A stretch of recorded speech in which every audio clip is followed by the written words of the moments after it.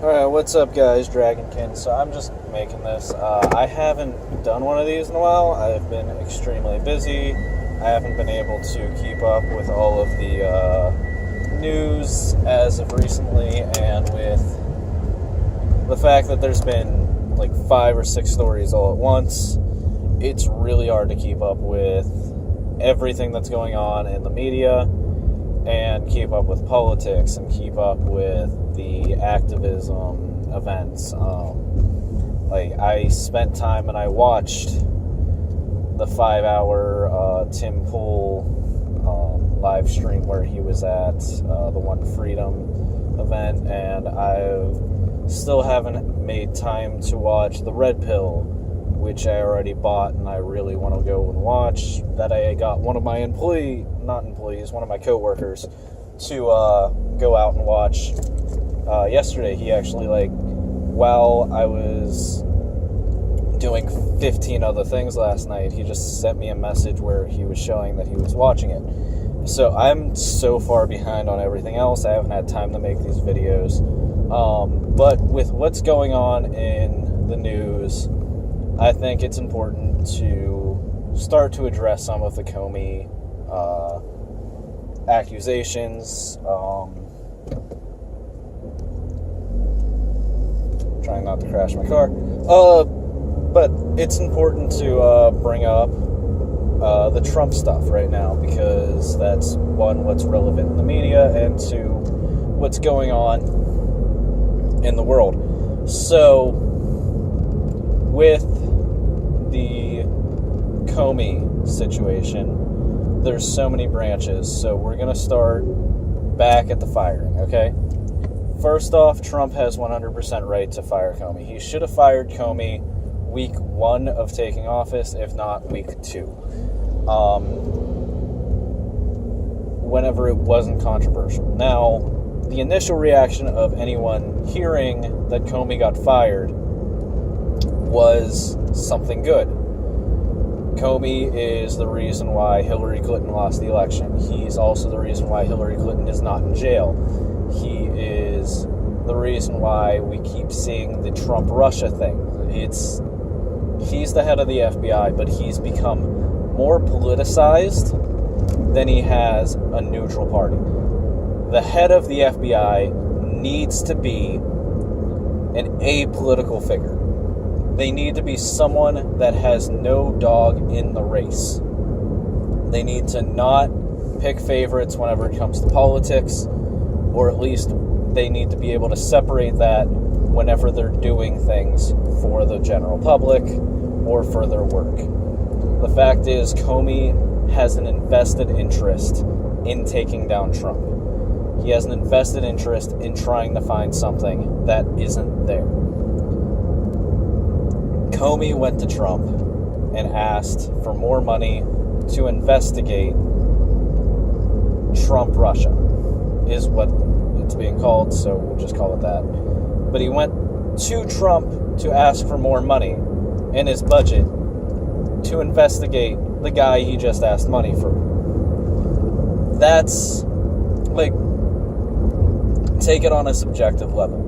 If you were an owner of a business and one of your employees every week was going, I'm going to find something to close down your business, you would fire that employee.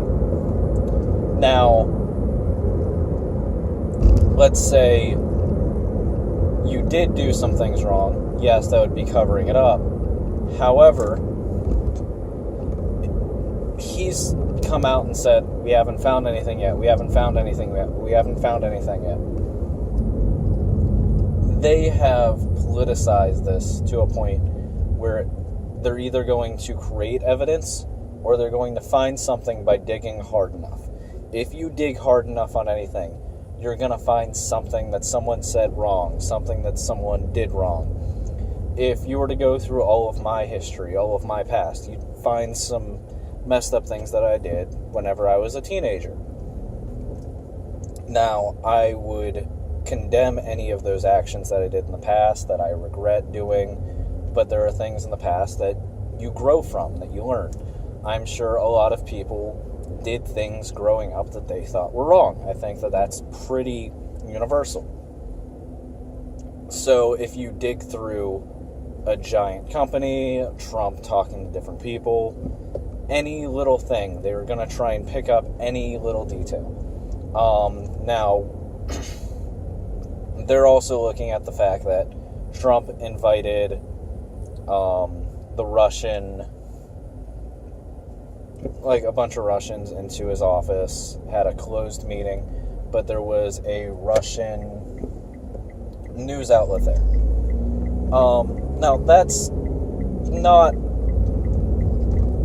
out of character of the president. That's been a thing where, like, they'll let in one or two different news sources. The Russians were coming to America. They wanted to make a political thing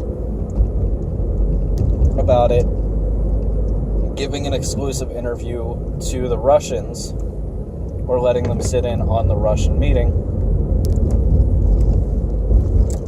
isn't that bad. And if they're saying, oh, well, they were planting things, like, they let in this news outlet to plant things into the Oval Office. One, who would let someone into your office while you're there to plant anything? He has secret security. He's going to make sure that his office is bug-free. Like, there's no way that his office is bugged by the Russians while he's sitting in the office with his security. I'm sorry, that's just ridiculous that you think that a news outlet would be doing that. So we keep going through these really, really stupid things that make absolutely no sense, and usually it's the simple answer that Trump's probably an idiot and isn't thinking fully about his actions. That's usually what the answer is. So, and that goes back to firing Comey. He should have done it in a different way. The timing was weird. He should have done it months before, but he just fired him. What seems like a random thing. You should have waited for him to either mess up again, or for something to happen, or for Comey to say, well, this investigation's over, but we're going to try and continue investigating. What Trump should have said was, well, if the investigation's over, we're done, and you're done. If you're going to keep digging, we need to end this. And what he should have done is had Comey train someone new that he appoints, and then have him leave. That would have been the greatest thing for him. Whatever. We can't go into that. Now, with the midterm primaries that just happened, one, a lot of people thought it was an election. It was the primary election. There was a little bit of confusion because people are now learning about politics. They don't know what the midterm election is. So in 2018, there's going to be another election because of the 2 and 6 year cycle of House of Rep and senators, and also local officials are voted on the midterm elections rather than the main elections usually, because the big one is the president. It makes sense. Because it gives the local elections more priority to be able to talk. Because if you were voting for your mayor during the primary, the main big, not the primaries, but the main big election for Trump, like for the presidency, no one would pay attention to who the mayor is or what they said. And that's a huge, really big issue. So they have it every, like in the mid-season. Now what this will do is most likely the Republicans are going to lose the House and the Senate from the look of it. Not by a major margin, but by a margin. If the Republicans lose, then a lot of people are pressuring to have Trump impeached. So there's already this impeachment talk. Here's the thing. You need a majority, basic majority in the House which, if you have enough Democrats, it'll pass. Like, they'll be able to get it through. But the Senate is the tricky one. The Senate, you have to have a 2/3, which is 66.6%. They round up. It has to be 67 out of 100 senators vote to impeach the president. There is absolutely no way that the Republicans are going to only have 33 seats in the Senate, okay? That's not going to happen. There is no possible way that Trump gets impeached over this current issue. Add that in to what just happened with the WikiLeaks articles that have just happened.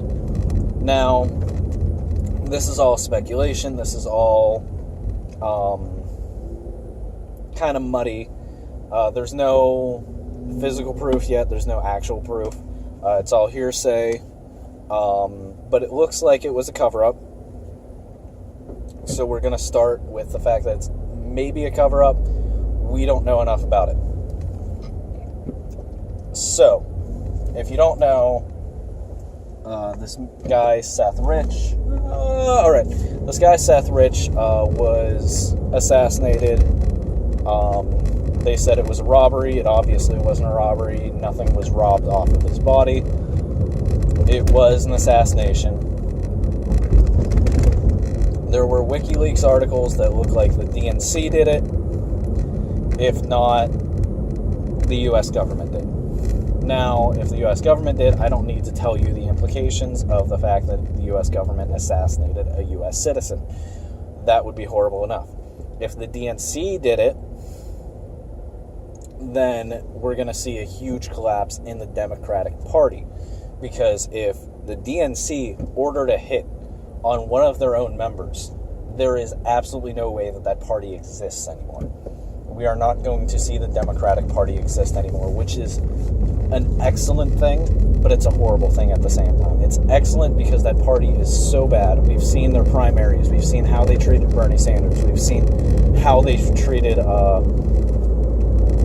everyone that's running. They've become so much of tyrants within their own party. They won't let anyone that has a pro-life stance, even a personal pro-life stance, run for government. They will not tolerate certain ideas in their own party anymore.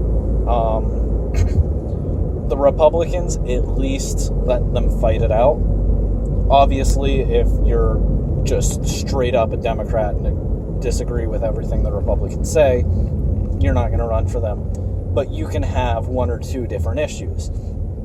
If you were a pro-choice Republican, you could still run.